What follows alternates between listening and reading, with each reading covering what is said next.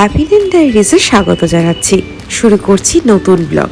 হঠাৎ ইচ্ছে আর দুদিনের ছুটিতে আবারও চলে গেলাম সমুদ্রে। তবে তার আগে একটা ছোট্ট কথা, আপনাদের ছোট্ট ছোট্ট মোটিভেশন আমাদেরকে দিচ্ছে নিউ ইন্সপিরেশন, আর আমরা দিচ্ছি নতুন নতুন ব্লগের উপহার। তার জন্য কমেন্ট বক্সে অবশ্যই জানাবেন কেমন লাগছে আমাদের চ্যানেলের ব্লগগুলো। লাইক করে দেবেন, শেয়ার করবেন অনেক নতুন বন্ধুদের সাথে, যাতে তারাও আমাদের চ্যানেলের ব্লগগুলো দেখতে পারেন। সাবস্ক্রাইব করে দেবেন আর তার সাথে বেল আইকনটা প্রেস করে রাখবেন, যাতে পেয়ে যান আমাদের চ্যানেলের নতুন ভিডিওর আপডেট। বাঙালি খেতে ভালোবাসে না আর ঘুরতে ভালোবাসে না এমনটা কমই রয়েছে। আমরা কিন্তু এই দুটোর ব্যতিক্রম নই।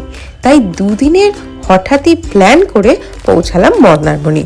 আর মন্দারমণিতে এক রাত্রির ভালো করে রেস্ট নিয়ে পরের দিন ভোর ভোর পৌঁছালাম আমরা তাজপুর সি বিচে। উদ্দেশ্য ছিল তাজপুর সি বিচে বসে কাঁকড়ার কষা ঝোল দিয়ে ভাত খাবো আর এনজয় করব সমুদ্রটাকে। তাই প্রথমেই ভোর ভোর গিয়ে একটা চটি ঠিক করে সেখান থেকে মিষ্টি স্বাদের ডাবের জল খেলাম। আর তারপরে ডিসাইড করলাম আজকে এখানেই আমরা লাঞ্চটা করব। ঝটপট রিসর্টে ব্যাক করলাম, কারণ রিসর্টে ছিল আমাদের কমপ্লিমেন্টারি ব্রেকফাস্ট, সেটা তো মিস করা যাবে না। তাই কমপ্লিমেন্টারি ব্রেকফাস্ট করে আবারও ফ্রেশ হয়ে রেডি হয়ে চললাম তাজপুর বিচে। ওখানে আজকে খাবো কাঁকড়ার ঝোল দিয়ে গরম গরম ভাত। তো প্রথমে গিয়ে কাঁকড়া কিনতে দর কষাকষি করতে হলো।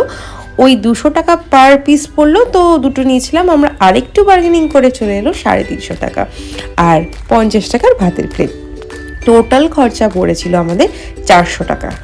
তো এই কাঁকড়ার এই কষা কষা ঝোল দিয়ে ভাত আর তার সাথে এই সমুদ্রের ভিউ, অর্ধেকটা দিন কিভাবে যে কাটিয়ে ফেললাম এই তাজপুর বিচে বুঝতেই পারলাম না। সময় খুব তাড়াতাড়ি কেটে যায়, কিন্তু স্মৃতিগুলো যে রয়ে যায়।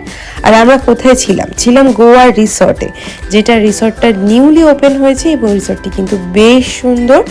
আর ওনাদের আরও অনেক নতুন নতুন উইংসও ওপেন হতে চলেছে।